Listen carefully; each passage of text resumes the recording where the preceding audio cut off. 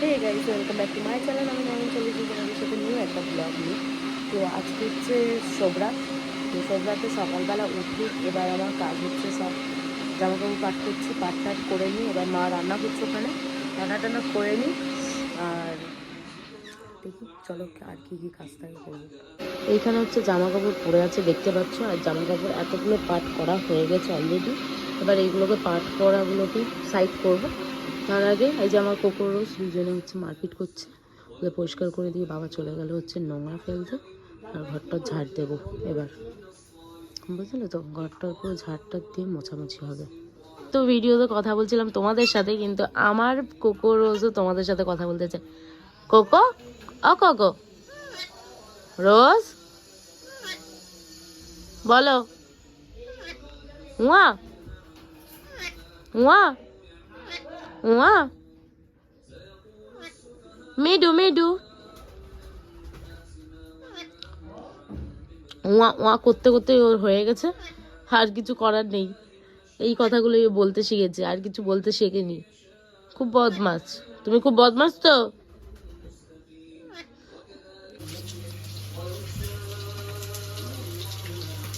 তো এইখানে আলু ভাজা হচ্ছে খিচুড়া করার জন্য, আর ওখানে ভাত। বড় চালের করছো না ছোট চালের গো? বিরিয়ানির চালে। আর মা পেঁয়াজ কাটছে। খিচুড়ার রেসিপি একদিন শেয়ার করবো।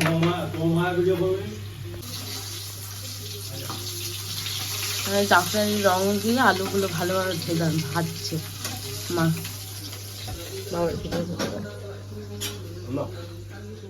আর এই যে রোজকে খুলে নিয়েছো না, কোকোকে তো খুলতে পারবে না, কোকো তো কামড়ায়। এই যে রোজ, রোজকে নিয়ে আলো আছেই। বলো সোনা সোনা, আমি হামু দাও মা। মা তুমি ভালো আছো? দেখো জানলা কিন্তু খোলা আছে। ও যাবে না। তুমি আবার ভালো না আছো? ওরে। হ্যাঁ বলে পাপা, কথা বলে না। তুমি বাত হ্যাঁ, করো। কথা বলে না কিন্তু খালি হচ্ছে ক্যাঁ ক্যাঁ করে, ক্যা ক্যা করবে, আবার আদর চাই, উড়বে, আদর নেবে, সবার কাছে সবকিছু খাবে খালি। ভালোবাসা চাই। আর একজন ওই যে ভেতরে খাঁচার মধ্যে আছে, সে কামড়ায় আবার। একটু একটু করে ঠান্ডা হচ্ছে বাবা বলছে, ওই রাগ একটু একটু করে ঠান্ডা হচ্ছে। ওই রাগের কারণ আছে, আমার মেয়ে ওকে মারতো, ওই কারণে রাগ ওর। তো মাথায় বিছনা ফিছনা পরিষ্কার আছে, এখন পরিষ্কার করা আছে। এবার ঘরটা ঝাড় দিয়ে এবার মোছা হবে। আর এখানে বাবা হচ্ছে কোরআন শরীফে চালিয়ে দিয়েছে। আর ওয়াশিং মেশিনে দেখতে পাচ্ছ জামা কাপড় দেওয়া হয়ে গেছে। তো গাইস, ঘরটা মোছামুছি করে নিই, পুরোপুরি মোছামুছি করে টরে নিয়ে তারপরে চান টান করে নেবো। পায়রা তো আছে, পায়রা আমার অন্য ভিডিওতে আছে, কিন্তু পায়রাটা একটু বেশি হয়ে গেছে আগের থেকে, এটাই হচ্ছে কথা। একতলা দুতলা তিনতলা ছিল, এবার হয়ে গেছে 4 তলা 5 তলা, মানে 5 তলা অব্দি চলে গেছে পায়রার ডিপার্টমেন্ট। ও 5 তলা না 6 তলা, নিচের গ্রাউন্ড ফ্লোরেও আছে। আর এখন বাবা পরিষ্কার করবে এই জায়গাগুলো। দুটো বাচ্চা, দুটো বাচ্চা হয়েছে। এই দুটো ওই তো উপরে দেখতে পাচ্ছ না, খোপে না, খোপের মধ্যে আছে না, এইটা খোপের মধ্যে, এগুলো তো বাচ্চা। ও ও ভেতরে, হ্যাঁ জুম করে দেখাতে হবে তাহলে তো। এই যে দুটো বাচ্চা, জুম না করে দেখালাম। আর এখন বাবা পরিষ্কার করছে এই জায়গাটা, পরিষ্কার করে তারপরে এদের দুজনকে ঢুকিয়ে দেবো এদিকে, তারপর আমার ঘরটার মোছামুছি করবো, তারপর আমরা রেডি হব। রোজ, রোজ বাবা উড়বে না, রোজকে ছেড়ে দিয়েছ। ও যায় না সেটা জানি, কিন্তু তাও ভয় লাগে বাবার। অলজ অলজ অলজ অলজ, দেখেছ রোজ আর রোজ রাগ দেখা। এখানে বাবা বড় বড় মাংস পিস করে নিয়ে এসেছে, এখন মা ছোট ছোট করে কাটছে। যদি খিচড়া হবে, আর খিচড়াতে নিরামিষ খিচড়াও হয় আর মাংস দিয়েও হয়, তাই মাংস দিয়েই করছে মা আজকে। আর বিকেলবেলা তো হালুয়া রুটি হবে। কুল দিয়েছি, দুজন মিলে খাচ্ছে কুল।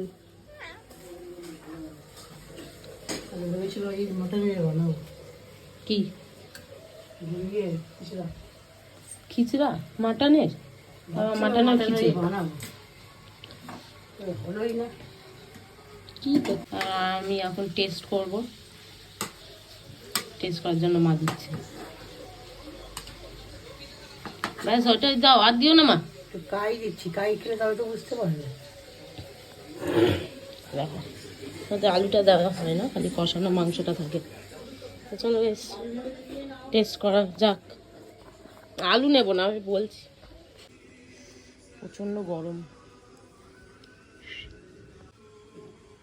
তো গরম বলা মেটো না, ধোয়া হচ্ছে, হাত চলে যাচ্ছে। বাবার এই জায়গাটা পুরো পরিষ্কার হয়ে গেছে, খাবার দিচ্ছে বাবা।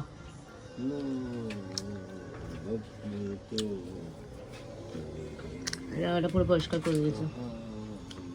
এবার হচ্ছে কোকো আর রোজ যাবে বারান্দায়, একদম ব্যালকনিতে ট্রান্সফার। সো ফ্রেন্ড, খিচড়া রেসিপিটা একদিন তোমাদের সাথে শেয়ার করব।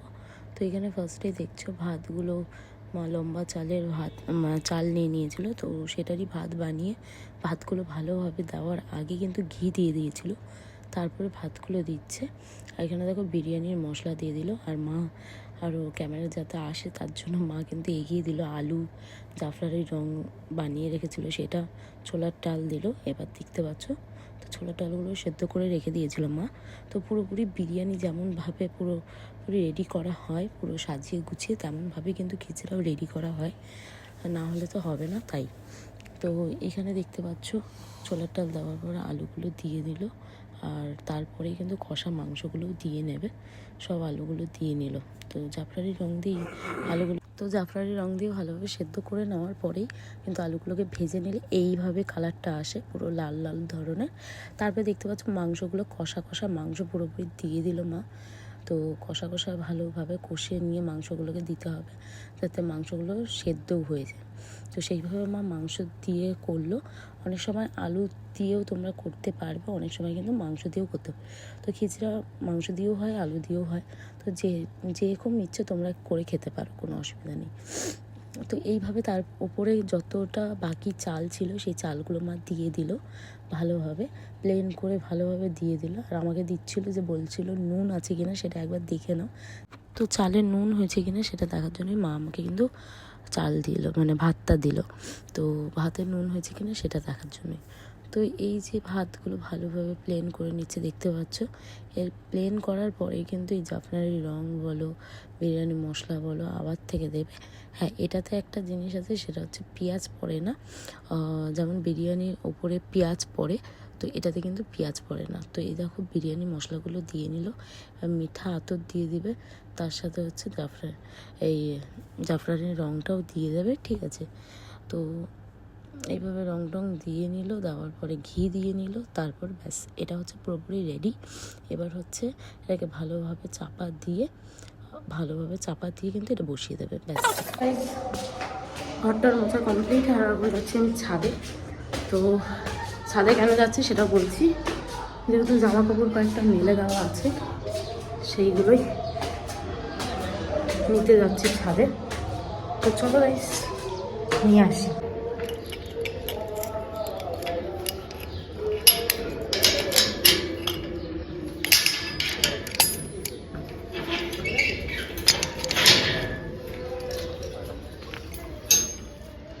এই যে এই চাদরগুলো মেলা আছে, রোদ্দুর তো নেই, দেখতেই পাচ্ছ এক ফোঁটাও রোদ্দুর নেই।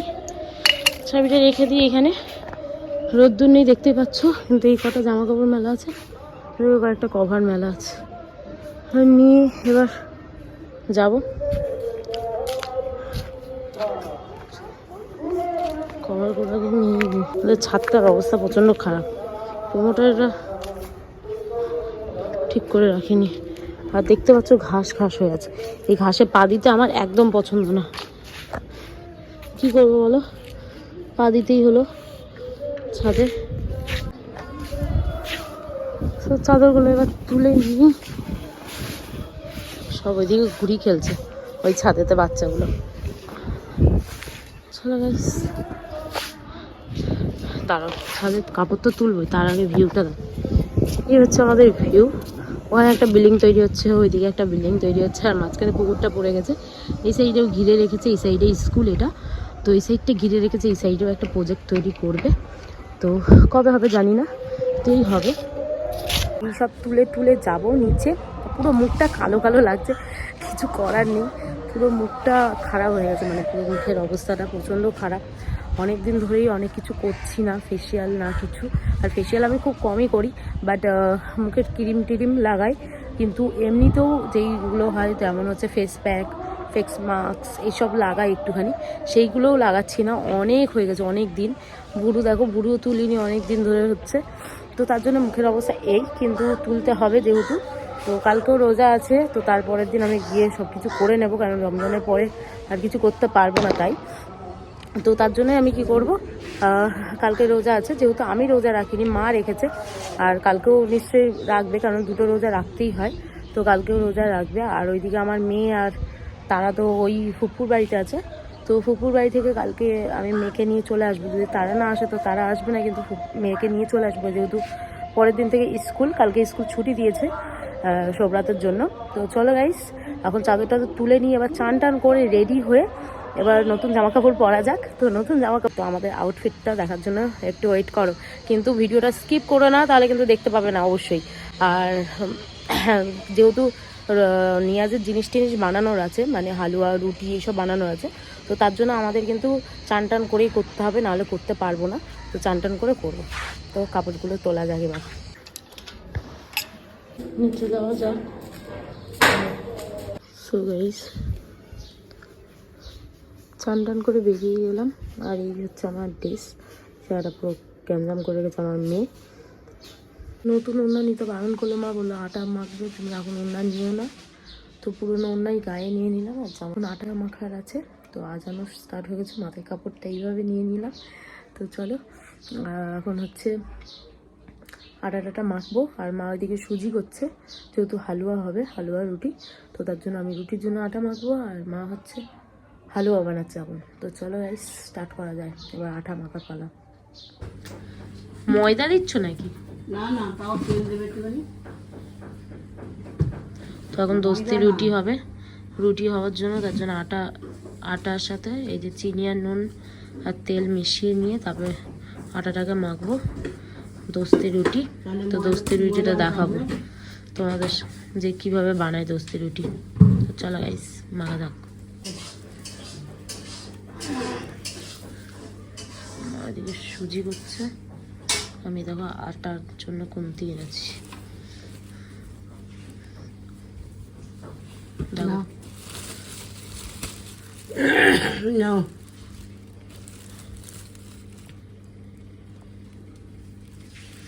ইয়ে কি বলো না, একটা বাটিও দেবে বড়। কেন? ইয়ে লাগবে না, আছে না, খুশি লাগবে আমাকে। এখানেই তো আছে এটা। ও ঠিক আছে, নাও, তো দেখা যাবে পরে। তেল দিয়ে দিচ্ছে মা। চলো স্টার্ট করি। হ্যাঁ নিচে আছে, সব নিচে আছে, ওপর দিয়ে মেলাবো, সব মিশে যাবে। চলো মাখা স্টার্ট করিনি, আর মেখে নিয়ে এটাকে ভালোভাবে মেখে টেকে তাহলে দোস্তি রুটি হবে। তো চলো রাইস, মানে আটা মাখার দান, এখন একটুখানি রেখে দেবো এটা ঢেকে।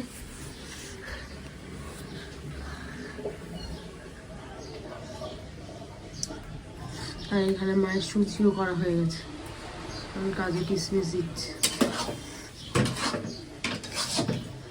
আর সুজিটাও হয়ে গেছে, আর দোস্তি রুটি তৈরি হবে।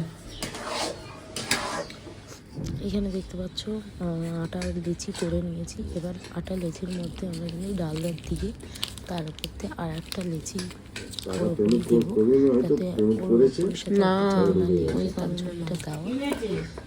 তো এটাকেই বলে দোস্তি রুটি। তো চলো ওরা যাক দোস্তি রুটি। বেরিয়ে গেছো, চান করে নাও।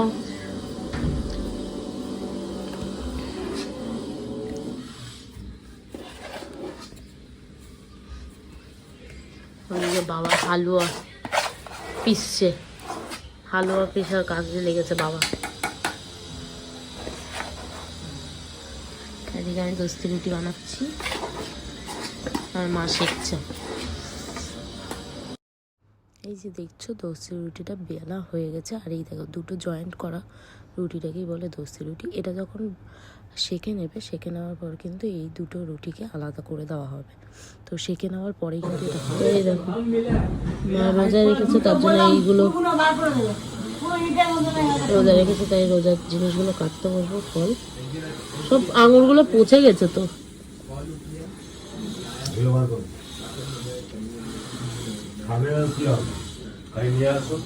নিয়ে আসি কি, তোমরা খাও না কেন? না নিয়াজের খাইনি আমি। এখানে সব রেখে দিয়েছে মা, সব হালুয়ার হচ্ছে 2 রকমের হালুয়া আর রুটি। এগুলো যাবে ঠিক অবস্থানে, কারণ সব গরিব মানে কি বলে ওটাকে বাটা হবে। হ্যাঁ গরিবদের বাটতে হবে, তার জন্য গরিবদের বাটার জন্য এইটা যাবে ওখানে পলিথিনে। ওটা নিয়াজের।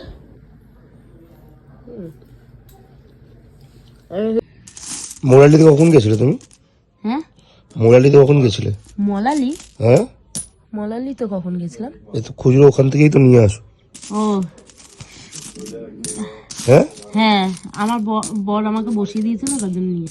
ও একটু বাজে ছেলে। এতগুলো খুচরো আমার মেয়ের, ঠিক আছে, এখান থেকে এখন যাবে বাবা নিয়ে। কিন্তু আমার মেয়ে যদি এখানে থাকতো তাহলে দেখলে সে কিন্তু প্রচুর চেল্লাতো। নিজে ভিক্ষা করে নিয়ে এসছো, মেয়ের উপরে ঢালছো? হ্যাঁ যে আমার টাকা তুমি দিচ্ছ, আমার টাকা তুমি দিচ্ছ, এইভাবে চেল্লাতো। নিজে মোরালিতে ভিক্ষা করে নিয়ে এসছে, আমার মেয়ের উপরে বিক্রি ঢালছো। করে কত বড় লোক হয়েছি দেখো, এই দেখো কত টাকা বড় লোক হয়ে গেছি আমি। যদি বিক্রি করে নিয়ে আসি অনেক বড় লোক আমি এখন। কত খুচরো পয়সা বলো তো? রোজ যাবে, ঠিক আছে? হ্যাঁ রোজ যাবো, রোজ বিক্রি করে নিয়ে আসবো। ভাই বোনদেরও নিয়ে যাবে নিজের। ভাই আছে, বোনও আছে, সবাইকে যদি নিয়ে যায় তাহলে তোমরা কেন বাদ যাবে? তুমিও যাবে আমার সাথে। আমরা পার্কে ঘুমাবো। মানে আমরা করবো আর তোমরা ঘুমাবে? এটা তো হতে পারে না। তো ওখানে দোস্তি রুটি গুলো সব মা গুছিয়ে দিচ্ছে, আর এইখানে হচ্ছে আমি খুচরো পয়সা গোছাচ্ছি। যেহেতু খুচরো পয়সা লাগবে সেহেতু। আচ্ছা তো দেখো গাইস, ইনি মোলালিতে গিয়ে হাত পেতেছিল। হ্যাঁ হাত পেতেছিলাম, এবার আবার দিতেও হবে। মানে ভিক্ষা করেছিল আর কি, ভালোবাসায় বললাম আমি।